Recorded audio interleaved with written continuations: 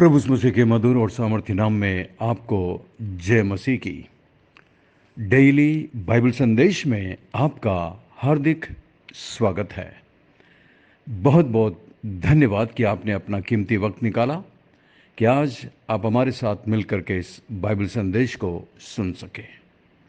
मैं आशा करता हूं कि आज का बाइबल संदेश हम सब के लिए आशीष का कारण होगा। आज 8 अप्रैल है और परमेश्वर को धन्यवाद कि उसने हमें फिर से एक नया दिन दिया है, एक नया सवेरा दिया है, ताकि हम अपने जीवन के चाल चलन, सोच विचार और आचरण के द्वारा उस परमेश्वर को महिमा दें जिसने हमें ये आज की ज़िंदगी दी है। आज के मनन में हम अपने प्रतिदिन के बाइबल संदेश में से नहीं करेंगे, जैसा कि हमने पिछली बार फिलेमोन की किताब में से अध्ययन किया था। आज हमें इब्रानियों की किताब शुरू करनी थी, लेकिन आज हम नहीं कर पाएंगे क्योंकि कल से मैं यात्रा में होऊंगा। कुछ दिनों के लिए घर से बाहर रहूंगा। कोशिश करूंगा कि मैं बीच बीच में इसी तरह डिवोशंस देते रहूं, क्योंकि बाहर जाने के बाद मुझे वो माहौल नहीं मिल पाता, वो प्राइवेसी नहीं मिल पाती जो मुझे अपने घर पर मिलती है। इसलिए कृपया हमारे साथ बर्दाश्त करिएगा और विशेष करके मेरे लिए, मेरे परिवार के लिए प्रार्थना करिए जब हम कुछ दिनों के लिए यात्रा पर हैं। तो आज के मनन के लिए हम इफिसियों की किताब 6 अध्याय और उसकी दूसरी आयत में से देखेंगे। आज का हमारा शीर्षक है सम्मान कीजिए। इफिसियों 6 और उसकी 2। अपनी माता और अपने पिता का आदर कर, यह पहली आज्ञा है जिसके साथ प्रतिज्ञा भी है। प्रिय विश्वासियों, हम सब दाऊद और गोलियत की कहानी को अच्छी तरीके से जानते हैं। हम सब ने बचपन में कई बार उसे सुना होगा और ये कहानी मेरा बचपन से एक बहुत ही पसंदीदा कहानी है और मेरी एक फेवरेट कहानी है। और ये कहानी इतनी लोकप्रिय है कि हमें लगता है कि अब हम इस कहानी में सीखने लायक हमारे लिए कुछ नहीं है। दाऊद ने इतनी बड़ी सफलता कैसे प्राप्त की? किस तरह वो अपने से कई गुना बड़ा विशाल दानव को मार पाया? किस तरह वो गोलियत को मार पाया? ये बात सही है कि दाऊद का पूरा भरोसा परमेश्वर पर था, लेकिन कुछ और कारण भी थे जिन पर हम कई बार ध्यान नहीं देते। आइए विचार करें कि दाऊद की विजय का रहस्य क्या था। लेवियता की किताब 19 और उसकी 32 आयत में लिखा है, पके बाल वाले के सामने उठ खड़े होना और बूढ़े का आदरमान करना और अपने परमेश्वर का भय निरंतर मानना, मैं यहोवा हूं। ये बाइबल में परमेश्वर की आज्ञा है कि मैं यहोवा हूं। परमेश्वर का भय निरंतर मानना, परमेश्वर की आज्ञा का पालन करना। तो यहाँ पर हम सबसे पहली बात देखते हैं कि उसने अपने पिता की आज्ञा का पालन किया। पहला शमूएल 17:17 में और उसके 18 आयत में हम पढ़ सकते हैं, जब दाऊद के पिता यिशै ने उसको कहा कि वो युद्ध भूमि में जाकर अपने भाइयों का हालचाल पूछ कर आए, तो उसने अपने पिता को मना नहीं किया, जबकि वो मना कर सकता था। उसने अपने पिता से कोई बहस नहीं की। उसके भाई भले उससे ईर्ष्या करते थे और वो इस बात को जानता था, उसके भाई लोग उसे पसंद नहीं करते थे। पहला शमूएल 16 अध्याय में यदि आप पढ़ेंगे तो आपको समझ में आएगा। प्रिय विश्वासियों, दाऊद कह सकता था कि मैं उनके पास क्यों जाऊं जो मेरी इज्जत नहीं करते, उनकी सुधि में क्यों लाऊं, मैं क्यों उनकी सुधि लूं जो मेरी इज्जत नहीं करते, जो मुझे पसंद नहीं करते, मैं नहीं जाऊंगा। वो बोल सकता था, अपने पिता से बहस कर सकता था, लेकिन दाऊद ने ऐसा नहीं किया। दाऊद ने अपने पिता की वो आज्ञा मानी जो शायद उसके लिए रुचिकर नहीं था, उसे इस बात में कोई इंटरेस्ट नहीं था। लेकिन प्रिय विश्वासियों, बाइबल कहती है, अपने माता पिता का आदर कर। जो अपने माता पिता का आदर करता है, वो बड़ों का आदर करता है, उसका परमेश्वर भी आदर करता है और उसके मार्गों को सीधा करता है। परमेश्वर ने इसलिए उसको विजय दी कि उसने अपने माता पिता का आदर करके परमेश्वर का आदर किया था।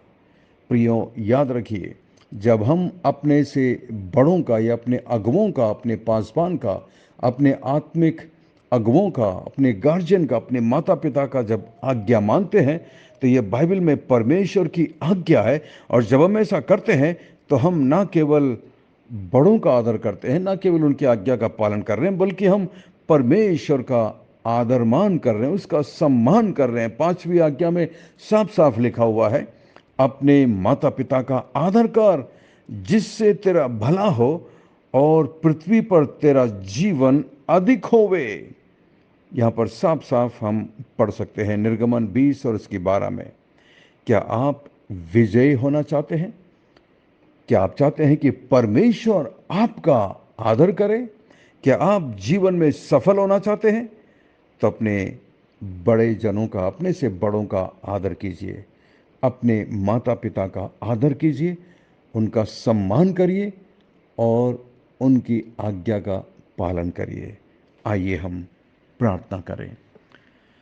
स्वर्ग में विराजमान जीवित और जिंदा परमेश्वर, अनुग्रहकारी दयालु पिता, धन्यवाद धन्यवाद धन्यवाद आपके पवित्र वचन के लिए, धन्यवाद आपकी पवित्र आत्मा के लिए, धन्यवाद धन्यवाद प्रभु, जो अद्भुत बात आज आपने हमें सिखाई कि किस तरह हमें आपके वचन का आज्ञा पालन करना चाहिए। और आपने अपने वचन में कहा है कि हम अपने माता पिता का, अपने से बड़ों का, अपने अगुओं का आदरमान करें, सम्मान करें और उनकी आज्ञा का पालन करें, जिस तरह हम दाऊद के जीवन में सीखते हैं। प्रभु जी, शायद आपने इसीलिए उसे आदर दिया, सम्मान दिया और उसको वो विजय दी, उसको वो सफलता दी जिसके वो हकदार था, क्योंकि उसने अपने माता पिता का आज्ञा का पालन किया था।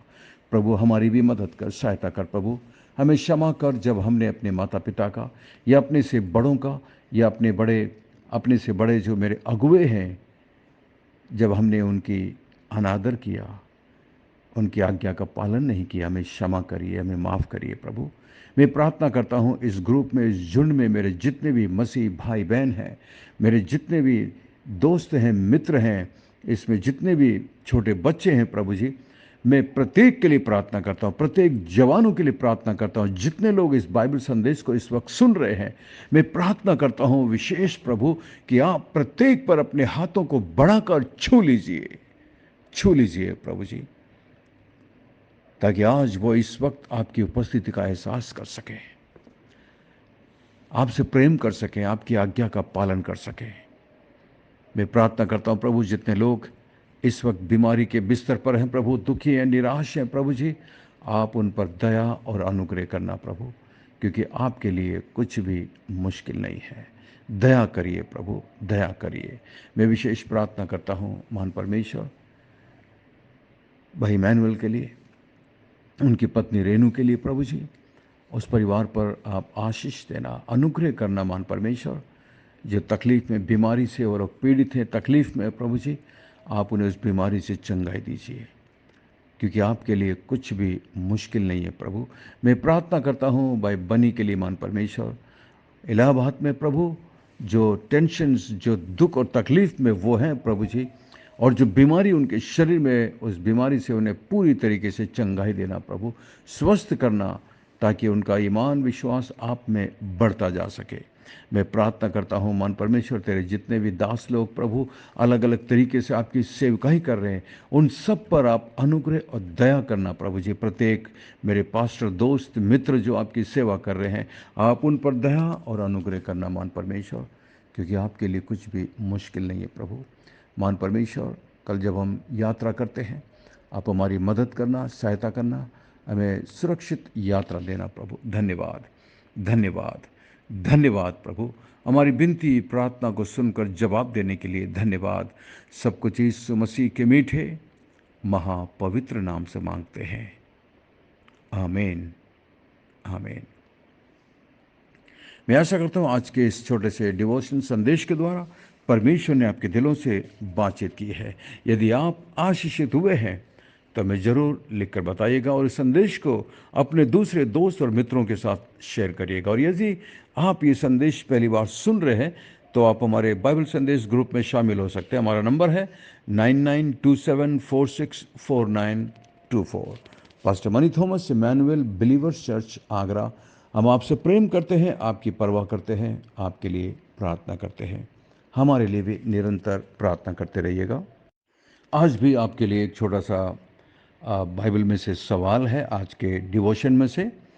आज के वचन को सुनकर पढ़कर बताइएगा कि वो पहली आज्ञा कौन सी है जिसके साथ प्रतिज्ञा भी है।